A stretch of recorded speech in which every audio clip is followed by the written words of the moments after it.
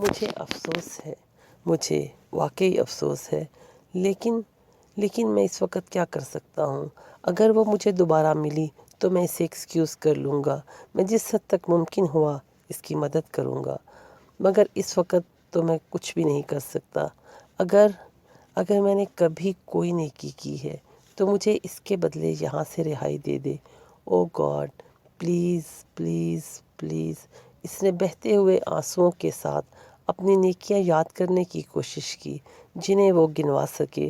اس وقت پہلی بار اس پر یہ ہولناک انکشاف ہوا کہ اس نے زندگی میں اب تک کوئی نیکی نہیں کی تھی، کوئی نیکی جسے وہ اللہ تعالیٰ کے سامنے پیش کر کے اس کے بدلے رہائی مانگتا۔ ایک اور خوف نے پھر اس کو اپنی گرفت میں لے لیا۔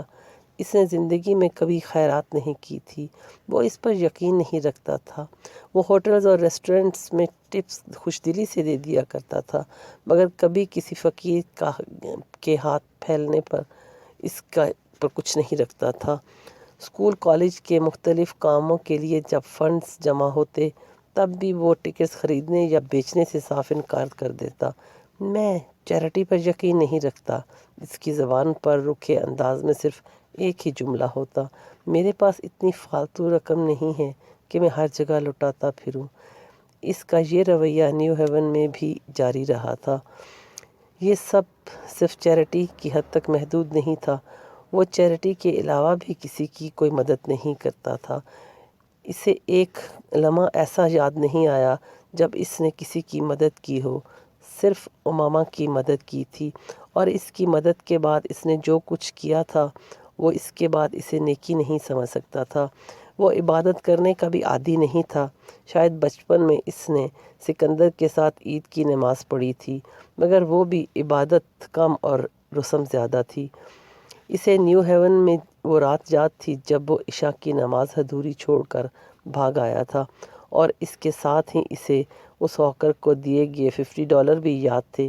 شاید وہ واحد موقع تھا جب اسے کسی پر ترس آیا تھا۔ وہ مستقل اپنے ذہن کو کسی نیکی کی تلاش میں کھنگالتا رہا مگر ناکام رہا تھا۔ اور پھر اسے اپنے گناہ یاد آنے لگے۔ کیا تھا جو وہ نہیں کر چکا تھا؟ اس کے آنسو، گڑ گڑانا، رونا، سب کچھ یکدم ختم ہو گیا۔ حساب کتاب بالکل صاف تھا۔ وہ اگر آج اس حالت میں مر جاتا تو اس کے ساتھ کوئی زیادتی نہ ہوتی۔ 22 سال کی عمر میں وہاں بیٹھے کئی گھنٹے صرف کرنے پر بھی جس شخص کو اپنی کوئی نیکی یاد نہ آئے، جبکہ اس شخص کا IQ لیول 150+ ہو اور وہ فوٹوگرافک میموری کا حامل ہو، وہ شخص اللہ سے یہ چاہتا ہو کہ اسے اس کے کسی نیکی کے بدلے اس آزمائش سے رہا کر دیا جائے جس میں وہ پھنس گیا ہے۔ What is next to ecstasy? Pain. And what is next to pain? اس نے مذاقہ خیز لہجے میں اس رات امامہ ہاشم سے پوچھا۔ Nothingness. Nothingness? And what is next to nothingness? تحقیر آمیز آواز اور مسکراہٹ اس کے چہرے پر تھی۔ Hell. اس نے یہی کہا تھا۔ وہ پچھلے 8 گھنٹے سے وہاں بندھا ہوا تھا، اس ویرانے، اس تاریکی اور اس وحشت ناک تنہائی میں۔ وہ پورا 1 گھنٹہ حلق کے بل پوری قوت سے مدد کے لیے پکارتا رہا تھا، یہاں تک کہ اس کا حلق آواز نکالنے کے قابل نہیں رہا۔ نتھنگنس سے ہیل، وہ ان دونوں کے بیچ کہیں معلق تھا، یا شاید نتھنگنس میں داخل ہونے والا تھا اور ہیل تک پہنچنے والا تھا۔ تمہیں خوف نہیں آتا یہ پوچھتے ہوئے کہ ہیل کے آگے کیا ہونے والا ہے؟ دوزخ کے بعد آگے کیا آ سکتا ہے؟ انسان کے معتوب اور مغضوب ہو جانے کے بعد باقی بچتا ہی کیا ہے جسے جاننے کا تمہیں اتنا اشتیاق ہے؟ سالار نے وحشت بھری نظروں سے ادھر ادھر دیکھا۔ وہ کیا تھا؟ قبر یا دوزخ یا زندگی میں ہی ان کا ایک منظر؟ بھوک، پیاس، بے بسی، بے یار و مددگاری، جسم پر چلتے کیڑے جنہیں وہ خود کو کاٹنے سے نہیں روک سک رہا تھا، مفلوج ہوتے ہوئے ہاتھ، پاؤں، پشت اور ہاتھوں کی کلائیوں پر لمحہ بہ لمحہ بڑھتے ہوئے زخم۔ خوف تھا یا دہشت؟ پتہ نہیں کیا تھا، مگر وہ بلند آواز میں پاگلوں کی طرح چیخیں مارنے لگا تھا۔ اس کی چیخیں دور دور تک فضا میں گونج رہی تھیں، جنونی انداز میں بلند کی جانے والی بے مقصد اور خوفناک چیخیں۔ اس نے زندگی میں اس طرح کا خوف کبھی محسوس نہیں کیا تھا، کبھی بھی نہیں۔ اسے اپنے ارد گرد عجیب سے بھوت چلتے پھرتے نظر آنے لگے تھے۔ اسے لگ رہا تھا اس کے دماغ کی رگ پھٹنے والی ہے یا پھر نروس بریک ڈاؤن۔ پھر اس کی چیخیں آہستہ آہستہ دم توڑ گئیں۔ اس کا گلا ایک بار پھر بند ہو گیا تھا۔ اب صرف سرسراہٹیں تھیں جو اسے سنائی دے رہی تھیں۔ اسے یقین ہو چکا تھا کہ وہ مر رہا ہے، اس کا ہارٹ فیل ہو رہا ہے، یا پھر وہ اپنا ذہنی توازن کھو دینے والا ہے۔ اور اسی وقت اچانک تنے کے پیچھے بندھی ہوئی کلائیوں کی ڈوری ڈھیلی ہو گئی۔ ہوش و آواز کھوتے ہوئے اس کے اعصاب نے ایک بار پھر جھٹکا لیا۔ اس نے نچلے ہونٹ دانتوں میں دباتے ہوئے اپنے ہاتھوں کو حرکت دی۔ ڈوری اور ڈھیلی ہوتی گئی، شاید مسلسل تنے کی رگڑ لگتے لگتے درمیان سے ٹوٹ گئی تھی۔ اس نے ہاتھوں کو کچھ اور حرکت دی اور تب اسے احساس ہوا کہ وہ درخت کے تنے سے آزاد ہو چکا ہے۔ اس نے بے یقینی کے عالم میں اپنے بازوؤں کو سیدھا کیا۔ درد کی تیز لہریں اس نے اپنے بازوؤں میں محسوس کیں۔ کیا میں بچ گیا ہوں؟ اس نے بے یقینی سے اندھیرے میں اپنے بازوؤں اور ہاتھوں کے حوالے دیکھتے ہوئے سوچا۔ کیوں؟ کس لیے؟ معاف ہوتے ہوئے ذہن کے ساتھ اس نے اپنی گردن کے گرد موجود اس پٹی کو اتارا جو پہلے اس کے منہ کے گرد بندھی ہوئی تھی۔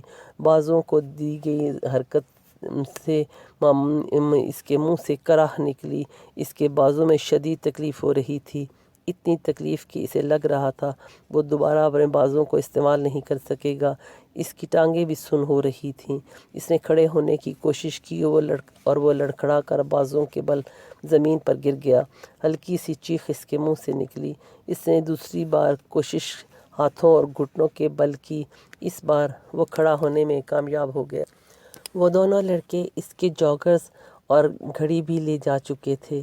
اس کی جرابیں وہیں کہیں پڑی تھیں۔ وہ اندھیرے میں انہیں ٹٹول کر پہن سکتا تھا، مگر بازوؤں اور ہاتھوں کو استعمال میں لانا پڑتا اور اس وقت وہ اس قابل نہیں تھا، نہ ہی جسمانی طور پر نہ ہی ذہنی طور پر۔ وہ اس وقت صرف اور صرف یہاں سے نکل جانا چاہتا تھا، ہر قیمت پر۔ اندھیرے میں ٹھوکریں کھاتا، جھاڑیوں سے الجھتا، خراشیں لیتا، وہ کسی نہ کسی طرح اس راستے پر آ گیا تھا جس راستے سے وہ دونوں اسے ہٹا کر وہاں لے گئے تھے۔ اور پھر ننگے پاؤں اس نے نیچے کا سفر طے کرنا شروع کیا۔ اس کے پیروں میں پتھر اور کنکریاں چبھ رہی تھیں، مگر وہ جس ذہنی اور جسمانی اذیت کا شکار تھا، اس کے سامنے وہ کچھ بھی نہیں تھا۔ وہ یہ نہیں جانتا تھا کہ کیا وقت ہوا تھا، مگر یہ اسے اندازہ تھا کہ آدھی رات سے زیادہ رات گزر چکی ہے۔ اسے نیچے آنے میں کتنا وقت لگا اور اس نے یہ سفر کس طرح طے کیا وہ نہیں جانتا تھا۔ اسے صرف یہ یاد تھا کہ وہ بلند آواز میں سارا راستہ روتا رہا تھا۔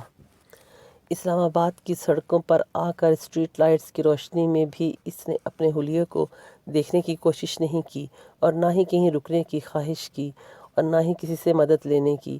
وہ اسی طرح روتا ہوا، لڑکھڑاتا ہوئے قدموں کے ساتھ سڑک پر کے کنارے فٹ پاتھ پر چلتا رہا۔ وہ پولیس کی ایک پیٹرولنگ کار تھی جس نے اسے سب سے پہلے دیکھا اور اس کے پاس آ کر رکی۔ اندر موجود کانسٹیبل اس کے سامنے نیچے اترا اور اسے روک لیا۔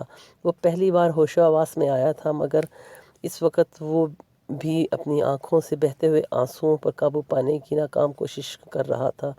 وہ لوگ اس سے کچھ پوچھ گچھ کر رہے تھے، مگر وہ کیا جواب دیتا؟ اگلے 15 منٹ میں وہ ایک ہاسپٹل میں تھا جہاں اسے فرسٹ ایڈ دی جا رہی تھی۔ وہ اس کے گھر کا پتہ پوچھ رہے تھے، مگر اس کا گلا بند تھا۔ وہ انہیں کچھ بتانے کے قابل نہیں تھا۔ سوجے ہوئے ہاتھوں کے ساتھ اس نے ایک کاغذ پر اپنے گھر کا فون نمبر اور ایڈریس گھسیٹ دیا۔